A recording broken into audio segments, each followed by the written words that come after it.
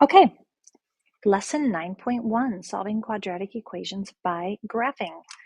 So, it says that a quadratic equation is a nonlinear equation that can be written in the standard form ax squared plus bx plus c is equal to 0, and a is not equal to 0. So if you recall in chapter 7, we were solving quadratic equations by factoring. We were finding the zeros of those equations. So you can also solve quadratic equations in standard form by finding the x-intercepts of the graph of the related function. So this is what that looks like. Okay, so if we have quadratic equations, you can have two real solutions, one real solution, or no real solution. So looking at this first one, if we have this crossing the x-axis at two places, we have two x-intercepts. Literally, you have two ordered pairs that would be at these two places. The x coordinate is, x equals this, x equals this. Those are the two solutions. Those are the two solutions we would have gotten had we factored the quadratic and then solved it, like using the zero property.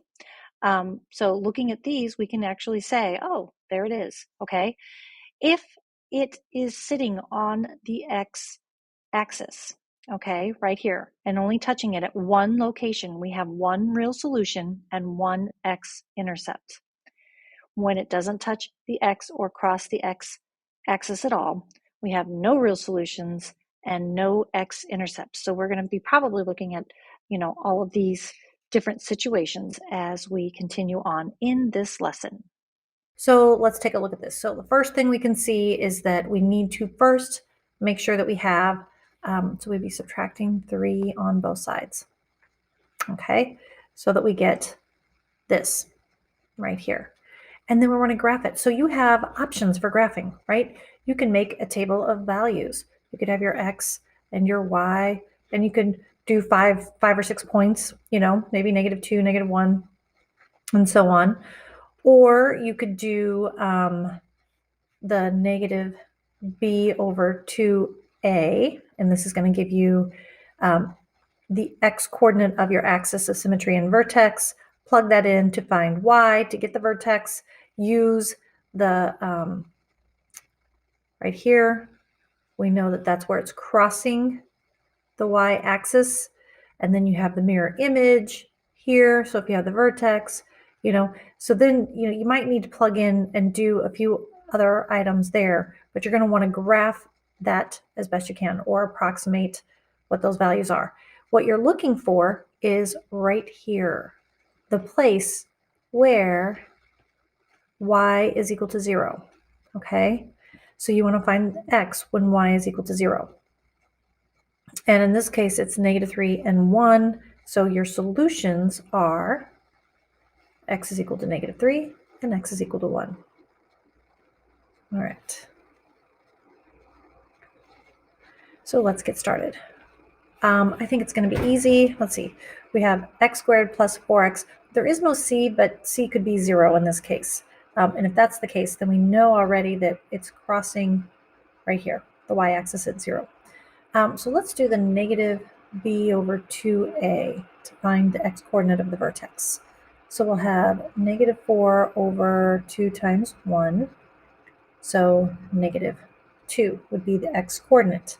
Then we could plug this in and get -2 squared plus 4 times -2. This will be equal to y, the y-coordinate. So we'll have 4 and then -8. So we'll have -4 is equal to y. So our vertex is at -2, comma, -4, right? So -2, 1, 2, 3, 4. This is also the axis of symmetry right here. So if you recall, there's the y-intercept that we determined because we kind of have this, x squared plus 4x plus nothing, and there's nothing to rearrange and put in there, so it's 0. And then we know that that's 2 away from the axis of symmetry, so 2 away from the axis of symmetry here. And then this is our parabola. Ooh, boy, me and drawing these. And these are our solutions, the places where they cross the x-axis. So x is equal to -4, x is equal to 0. So that's our solutions. So here, I could add this and subtract that, but I think I could just easily add this because I don't want it to be negative anyway. So I'm adding x squared on both sides. So I'll get x squared is equal to negative 2x plus 1, and because of that, it would be equal to 0. So that's what we need. So our negative b over 2a would give us, let me just reload this again. I don't know. All right, so I added this to both sides. So I was supposed to just put it in there. I don't know why I rewrote the equal sign. So x squared minus 2x plus 1 would give us, so the opposite of b, right, would give us a positive 2. So I'm going to go ahead and deal with that negative right now. And then 2 times 1 is 2, so we have a positive 1. So the x coordinate is a positive 1. So y is equal to x squared minus 2x plus 1. We'll substitute in 1. So we get 1 squared minus 2 times 1 plus 1. So 1 minus 2 plus 1 gives us y, and in this case, 1 minus 2 is going to be negative 1. Negative 1 is 0. So we have a vertex of 1, comma 0. So here's our vertex right here, right? We can see what c is equal to. That's what's crossing the y-axis, positive 1. With this being our vertex, this is the axis of symmetry. Therefore, we have another point right here. So when we draw this and then examine, where is this crossing the x-axis? What are our solutions, or what is our solution? In this case, we have one solution. X is equal to 1. Okay, here we had 2 because we had 2 places it was crossing. All right, so number 3. It's already in the right form. I don't have to do anything like that, so I can do my negative b over 2a. In this case, I want negative 2 over 2 times 1, 2, so it's going to be negative 1. So then I'll put in negative 1 squared plus 2 times negative 1 plus 4 will be equal to y. 1 minus 2 plus 4. So 1 minus 2 is negative 1. Negative 1 plus 4 is 3. So I have negative 1 comma 3 as my vertex. So negative 1, 1, 2, 3. All right. My y-intercept is 4. C is always the y-intercept. So starting from 0, 1, 2, 3, 4. Oops. And then we know that we have, the mirror image because of the axis of symmetry. So my parabola is going to open up right in my work, right in the way. But where is it crossing x? Do you see any place where it crosses x? It does not cross x. So there is no solutions in this one. Okay, no solution if it does not cross x. So it could cross it in 2 places, it could cross it in 1 place, or no solution at all.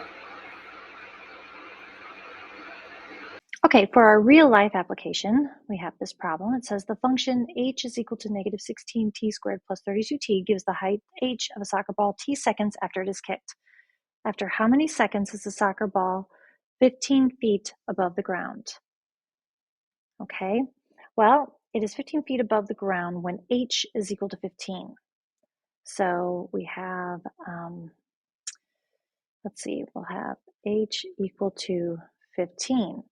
Therefore, so 15 is equal to negative 16t squared plus 32t.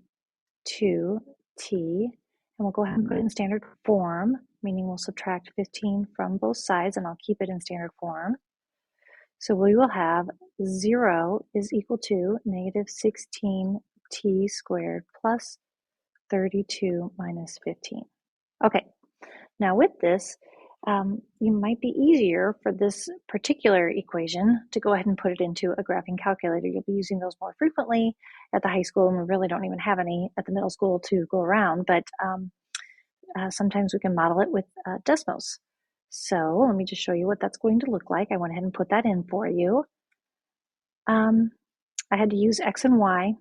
They're implicit with their x and y, so I couldn't change the variables to t and h.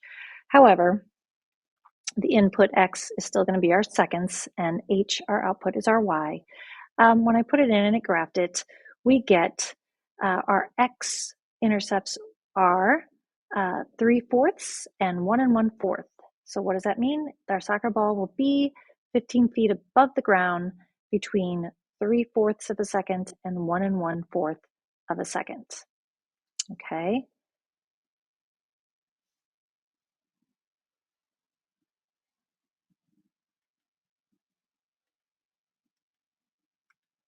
All right. In summary for this lesson, we have the solutions or roots of the quadratic are x equal to 0 and x equal to 5. We can see that right here. I'm sorry, x equal to 1. I might have said 0. X equal to 1 and x equal to 5. So here's x equal to 1. Here's x equal to 5. Those are also the x-intercepts of the graph. So the roots, which are the solutions, are also the x-intercepts, also known as the zeros. So we're kind of putting it all together, and you can see how they are all connected with everything you've been doing since chapter 7. It is where the parabola crosses the x-axis.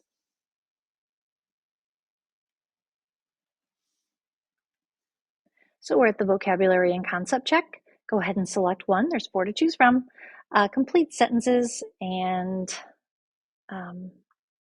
remember, you're writing as if you are a mathematician. So practice that. And then let me know which one you're responding to. If you have any questions, be sure to let me know. We can discuss them in class tomorrow. Have a great night, and I will see you tomorrow.